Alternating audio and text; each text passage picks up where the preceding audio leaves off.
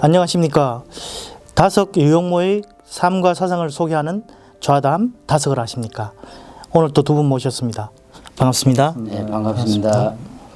오늘의 주제는 전에 예고해 드린 바와 같이 죽음이란 무엇인가 하는 상당히 심각한 그런 주제입니다. 영국의 한 엄마가 소셜 미디어에다가 이게 이제 코로나 증상이죠. 고열의 구토를 겪는 그런 5살 아들이 하는 말을 올렸습니다. 엄마, 나 이제 죽는 거예요. 5살 아이에게 죽음이라는 것이 과연 무엇이었을까요? 그리고 또 이탈리아의 한 신부는 확진자였는데 젊은 환자에게 자신의 산소 호흡기를 양보를 하고 숨을 거뒀습니다. 말하자면 생을 양보한 것이죠. 이분에게는 삶은 무엇이고 죽음은 무엇이었을까요? 바이러스 감염으로 지금 졸지에 죽음을 맞는 사람들이 많이 생겼습니다. 그래서 많은 사람들이 과연 죽음은 무엇일까 이렇게 생각을 해보신 분들이 있을 겁니다. 오늘은 다석 선생의 죽음에 대한 그런 사상을 한번 살펴보고자 합니다. 다석 선생은 죽음 맛을 좀 보고 싶다. 이런 말씀을 하셨어요. 죽음 맛을 보고 싶다. 사람들은 모두 죽음을 회피하려 하고 두려워하고 이렇게 하는데 과연 죽음 맛을 보겠다 이렇게 하신 것이 어떤 뜻인지 여기에 대해서 김 선생님 한번 말씀해 주십시오. 죽음이란 참 심각한 문제인 것 같지만 가장 우리에게 중요한 귀한 문제가 될 수 있습니다. 다석 선생님처럼 죽음에 대한 철학적인 깊은 사유를 해서 오늘 죽음의 이야기가 굉장히 우리에게 유익함을 주리라 확신을 합니다. 제가 다석 사상을 접하기 전에 아주 이제 어려운 일이 생기면은 늘 죽음을 한 번씩 떠올려 봤어요. 그럼 죽음 앞에서 어렵다고 하는 것과 괴롭다고 하는 게 도대체 뭔가 전부 다 사라져 버리더라고요. 그렇게 해서 죽음을 생각하면서 그 어려움을 극복했던 경험이 있습니다. 지금 우리가 코로나19로 인해서 극단적인 생각을 하는 사람들이 많습니다. 나타나고 있습니다. 많고. 그래서는 안 됩니다. 목숨이란, 생명이란 내 것이 아니므로 내 마음대로 해서는 안 된다는 것입니다. 맞습니다. 다성님이 죽은 맛을 보자고 하는 것은 몸의 자살을 얘기하는 것이 아니라 이 에고의 나로 가득 찬 나를 완전히 사라지게 하는데 뜻이 있습니다. 그 마음의 욕망, 마음의 분노, 마음의 욕정을 다 내려놓으면은 마음이 그대로 허공과 같이 자유로울 수 있습니다. 그럼 우린 이 갇혀있는 몸에서부터의 해방감과 또 탐욕스러운 마음으로부터의 자유함을 맛볼 수 있습니다.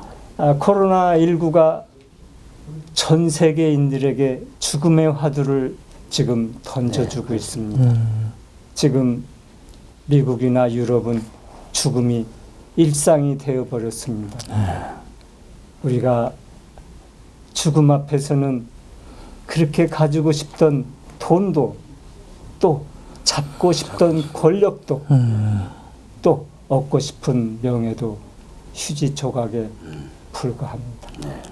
우리는 지금 죽음을 보면서 이 몸의 나라는 것이 이렇게 죽어가는 것을 깊이 인식하고 몸의 나의 근원을 찾는 참나 얼라를 찾아 나서는 지혜가 필요한 때입니다. 다성님은 죽음에 대한 이러한 귀한 말씀을 남기셨습니다. 죽음이란 줄 것을 다 주고 꼭 마감을 하고 끝내는 것이다. 줄 것을 다 주고 위로 올라가는 것이 죽음이다. 돈이 있는 사람은 모은 돈을 주고 아는 것이 있는 사람은 지식을 주고 그래서 줄 것을 다 주면 끝을 꽉 맺는다. 사람이 이 세상에 나온 것은 모을 것을 모으고 알 것을 알아서 이웃에 주고 가려고 나왔다. 아, 예. 이런 말을 어디에서 들을 수 아, 있습니까? 그러네요. 예, 예. 맞습니다. 예. 그럼 곽 회장님은 혹시 죽은 맛을 한번 생각해 보셨는가요? 그러니까 제가 교회를 나가면서 말 조심을 하는 이유가 그 전에는 조금만 힘들면 죽고 싶다. 뭐 이런 얘기를 수시로 했어요. 근데 교회를 나가면서 그 죽고 싶다는 말을 아까 우리 김 선생님께서 말씀하신 대로 하나님이 주신 이 선물인 생명을 내 마음대로 할 수 없다. 그렇기 때문에 죽고 싶다는 말을 안 하게 됐었고요.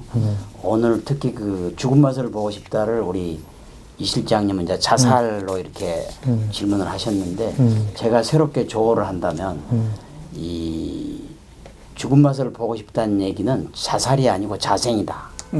즉 육신의 나를 스스로 죽게 하고 아, 그렇습니다. 정신 그 얼의 나를 스스로 살게 하는 자생의 국면으로 가는 예, 거는 저는 예. 이렇게 해석을 하시고 예. 좀 멋진 더 해석. 부연 설명을 하면 전편에 의해서 우리가 자율신앙의 일부로서 기도와 실천을 통해서 자강신앙으로 발전 스스로 강해지는 거죠. 예, 예.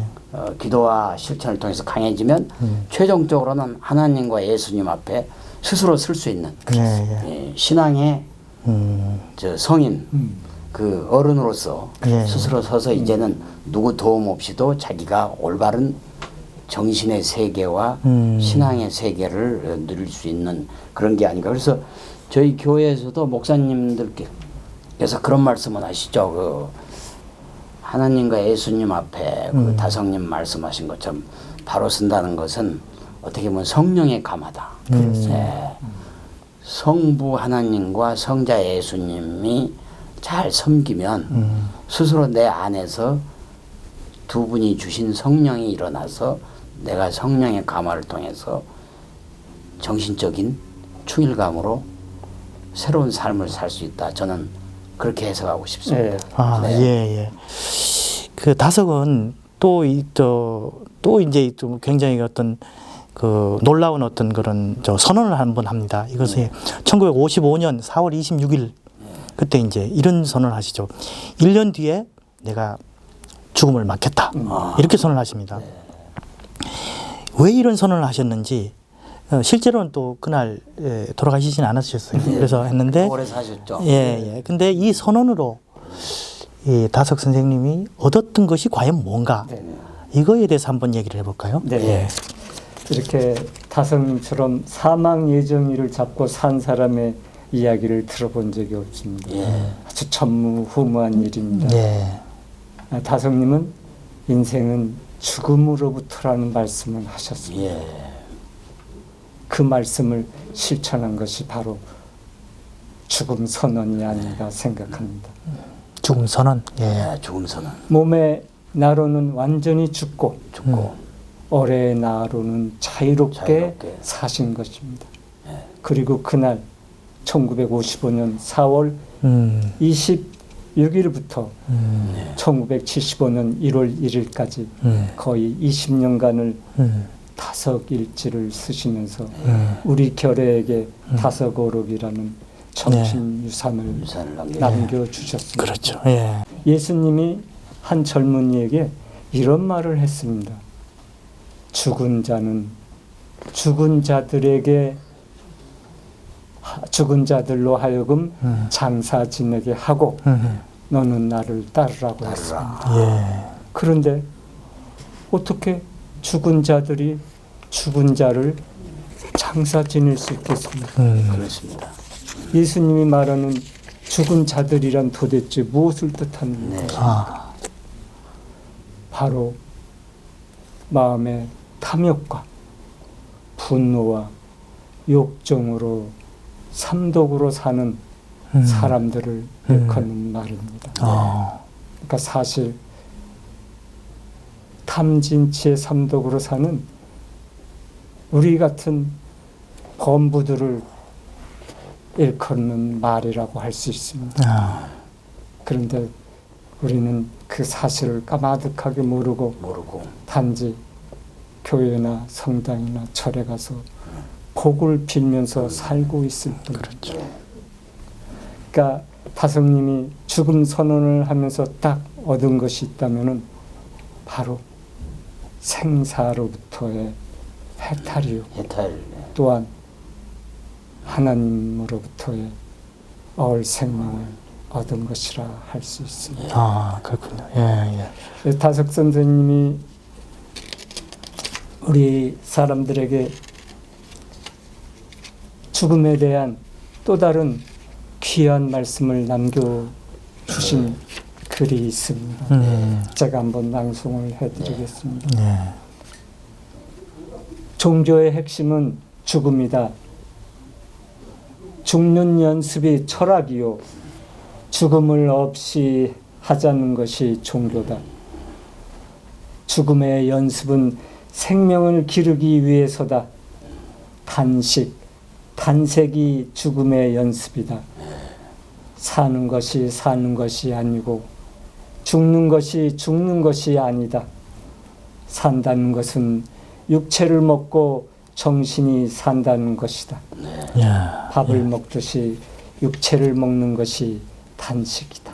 예. 어떻게 곽 회장님도 이렇게 단식도 자주 하고 그랬을 텐데 그러니까 저도 어떻게 옛날 생각하십니까? 기도원에 가서 보통 한 3일씩 단식도 해보고 또 이러면 결국은 인간의 식욕, 색욕이 인간을 망치거든요. 그렇기 때문에 다석 선생님은 그거를 일찌감치 그거를 깨우치시고 그거를 몸소 실천했다는 점에서 저는 그 점에서 한국의 종교, 철학, 역사상 아마 위대한 분이다 이렇게 생각을 합니다. 그렇습니다. 특히 무엇보다도 제가 이렇게 쭉 많은 세계적인 석학들이나 또 공자 맹자와 같이 성인이라고 하는 분들의 일대기를 읽어봐도 다성님처럼 죽는 날짜를 정해놓고 예. 그거를 실천해갔다. 이거 굉장히 어려운 일이거든요. 예, 예. 그래서 이제 저는 그 점에서는 정말 다성님을 우리 대한민국의 어떤 정신의 역사 속에 종교의 역사 속에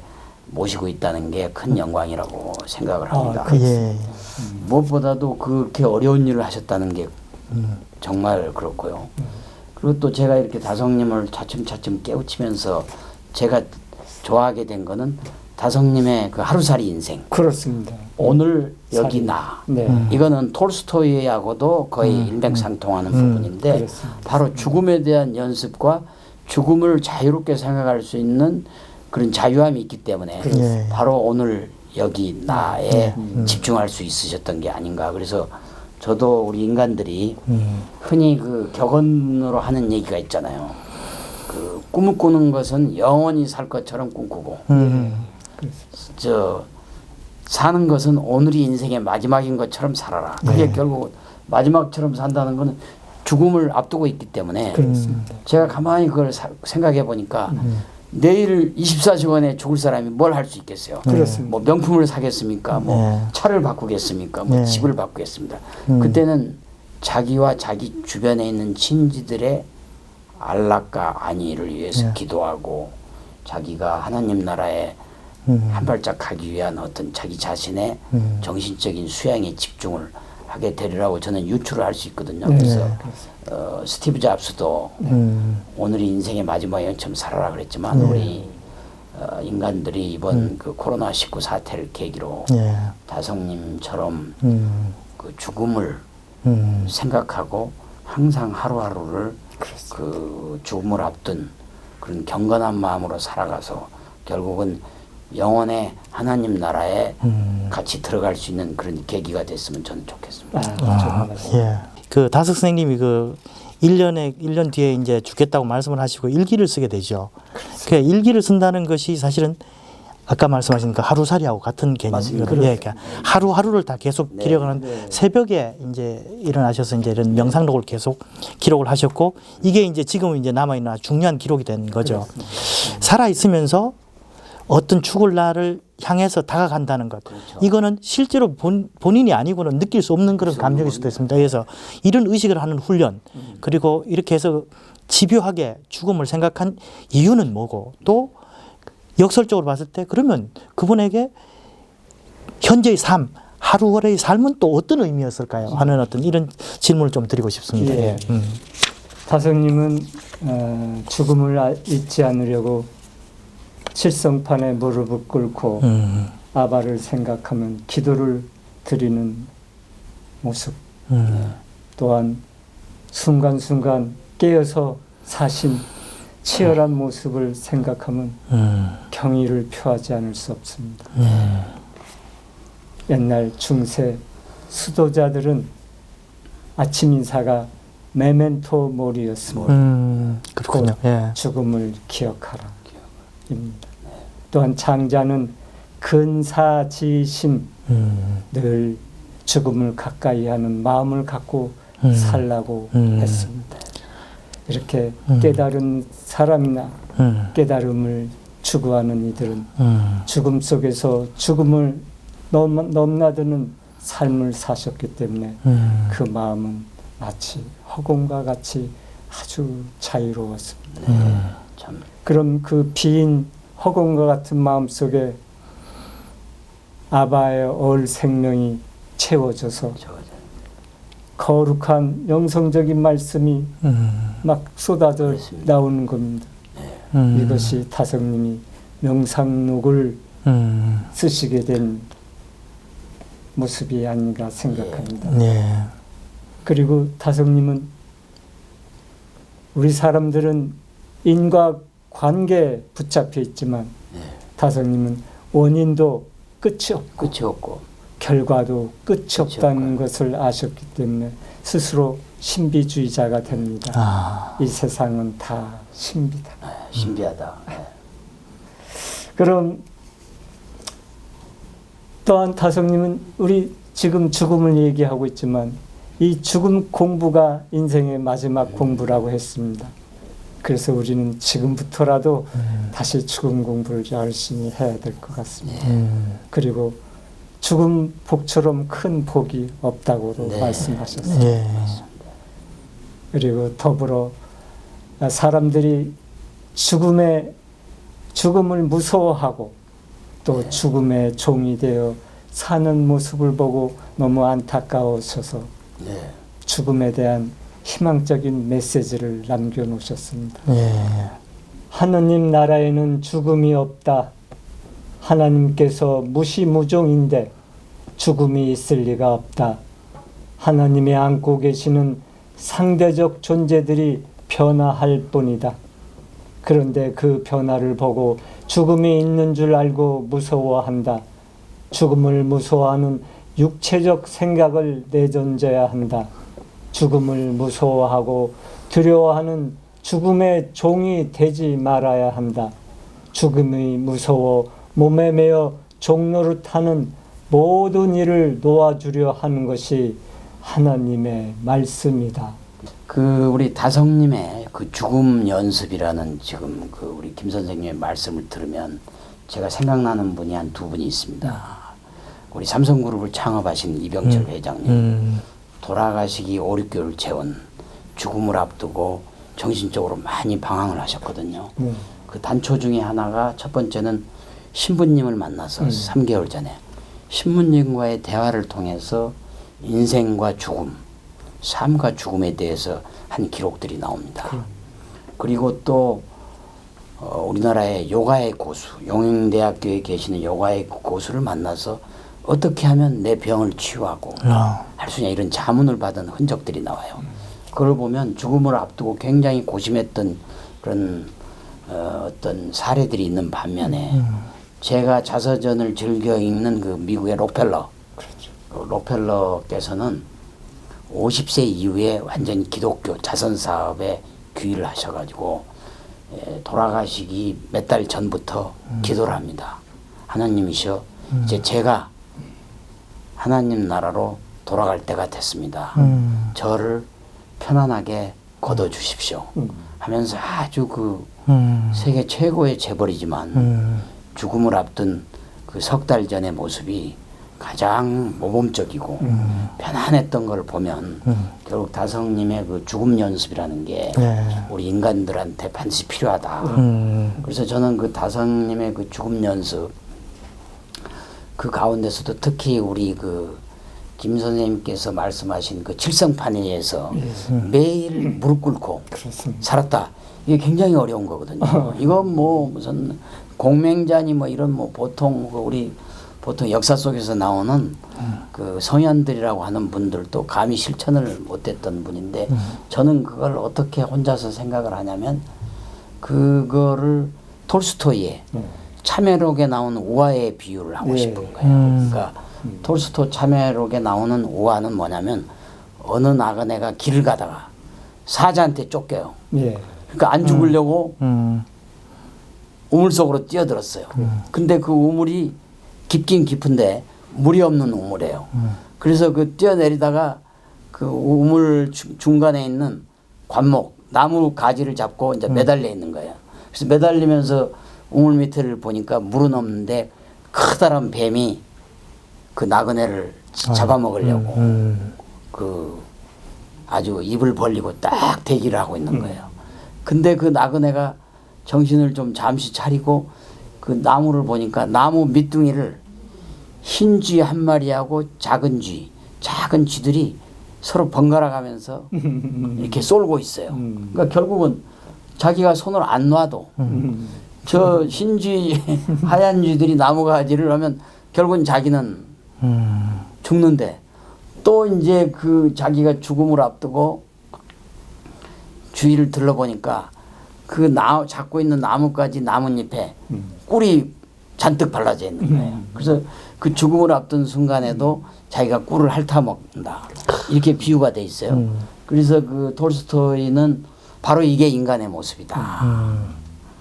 사자라는 과거 속에서 허둥지둥 쫓겨와가지고 우물로 피했는데 미래의 죽음이라는 큰 뱀이 아가리를 벌리고 있고 그리고 흰지 검은지란 낮과 밤이 왔다 갔다 한 80번 쏠면 결국은 죽게 되는 인생인데 너무 생생하네요. 우리 인간은 거기 나뭇잎에 달려있는 꿀을 핥는 거다. 그러니까 제가 보기엔 다성님이 칠성판에서 무릎을 꿇는다는 것은 바로 이런 인간의 그 참여록에 나오는 인간의 그 참 모습을 육신의 모습을 봤기 때문에 이렇게 허둥지둥 살 때가 아니다. 매일 참회하고 기도하고 명상하고 그리고 죽음 칠성판이라는 거는 죽음이거든요. 결국 우리가 죽을 때 그 한때이기 때문에 그 죽음을 생각하는 그런 상징적인 그런 수행의 자세가 아니었나 저는 그렇게 생각을 합니다. 그래서 개인적으로도 그 우리가 그 인생이라는 게 방금 참회록의 우화에 나오는 그러한 모습을 연상하면 딱 길은 한 가지뿐입니다. 육신은 뱀의 아가리라고 죽게 돼 있지만 우리의 영혼과 정신은 하나님과 예수님을 만나서 다섯처럼 육신의 나는 죽지만 몸의 나는 죽지만 얼의 나 영혼의 나는 결국 하나님과 예수님을 만나서 그 우물 위에 있는 하늘로 올라가는 방법 외에는 저는 그 해법이 없다고 그렇게 해석을 하고 싶습니다. 진짜 참신앙이라 할까요? 참신앙은 그러니까 죽음을 뭐 회피하거나 외면하는 게 아니라 진정으로 죽음을 직면하고 대면을 하면서 죽음을 오히려 어떤 그러니까 삶을 더 가치 있게 하는 어떤 그런 힘이다. 이렇게 생각하는 거죠. 그렇죠. 그래서 죽음은 뭐 우리를 보낸 그런 그 하느님을 만나는 그런 경건한 길이다. 이렇게도 볼 수 있는 겁니다. 예. 그런 것 같습니다. 예. 오늘 이 좌담이 굉장히 좀 진지하고 좀 묵직했는데 이걸 한마디로 요약하면 어떻게 말할 수 있을지 한번 김 선생님부터 말씀을 좀 해주시겠습니까? 우리가 죽음 하면 너무 겁을 많이 그렇죠. 호소하는데 다석 선생님 분명히 말했잖아요. 죽음이란 없는 거다. 그러니까 육체적인 죽음은 생각을 버려라. 그러니까 몸의 나로 살 생각하지 말고 몸의 나로 죽으면은 영생, 영혼의 나로는 얼의 나로는 영생한다. 그러니까 너무 두려워하지 말고 죽음을 잘 이겨나가면은 우리가 바로 하나님께 귀의라는 그러한 삶을 잘 살 수 있지 않을까 생각합니다. 저는 한마디로 정리하면 하루살이 인생, 죽음을 앞둔 하루살이 인생이라고. 결국 그 말은 바꿔 말하면 다성님이 강조하셨던 오늘 여기 나에 집중을 한다면 과연 우리들이 오늘 명품 사고 남을 미워하고 사소한 분쟁을 가지고 씩씩거려야 될 필요가 있을까요? 결국 하루살이라는 인생이라는 생각을 갖는다면 그런 일은 훨씬 줄어들이라고 저는 생각합니다. 아, 예. 뭐 저도 한 말씀 드린다면은 그러니까 지금까지 말씀하신 내용들하고 같은 건데 이제 육사영생. 육사영생. 네.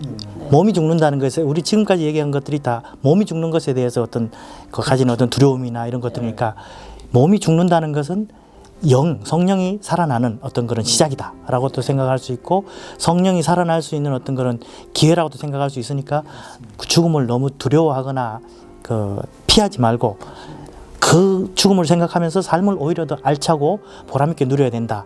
그래서 오히려 얼라가 하나님과 만나는 것을 기뻐해라. 이런 어떤 말씀 같습니다.